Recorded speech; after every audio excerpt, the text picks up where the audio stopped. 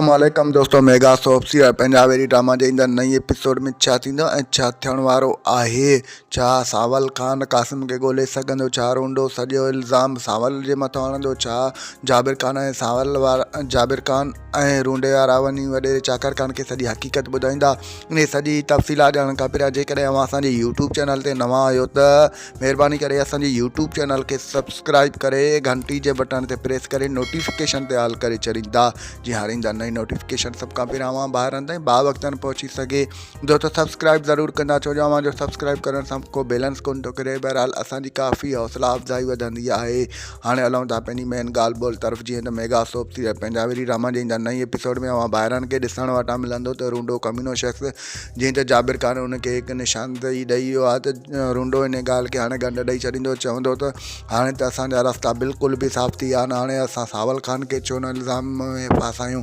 होॾो कासिम त होॾो सावल खान, असां सभु बिल्कुलु आज़ादु थी वेंदासीं।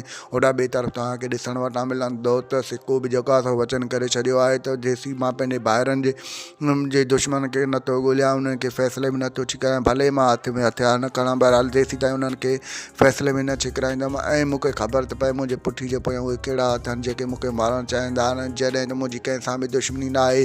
होॾां ॿिए तरफ़ तव्हांखे ॾिसण वटां मिलंदो त रूंडो ऐं जाबिर खान ॿई कमीनो शख़्स वॾे चाकर खान ॾे वेंदा ऐं उनखे चवंदा त इहो सॼो कमु जेको आहे सो सावल खान जो आहे। उनखे सिकू जे भाउ वलू खे सावल खान मारियो आहे, इहो असांजे मथां सभिनी जे मथां इल्ज़ाम हणणु चाहे थो।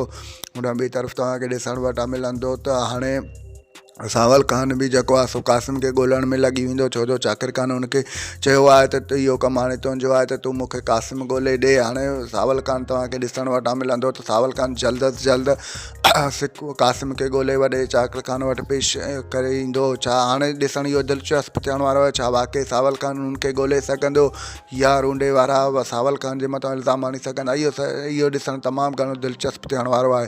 तव्हांजो छा राय हिन सॼी तफ़सीलात बाबति पंहिंजो क़ीमती राय कमेंट सेक्शन में ज़रूरु ॾींदा असांखे इजाज़त रखंदा। पंहिंजो ख़्यालु, अल्लाह हाफ़िज़। Thanks for the watching. Javed Ali जलालानी।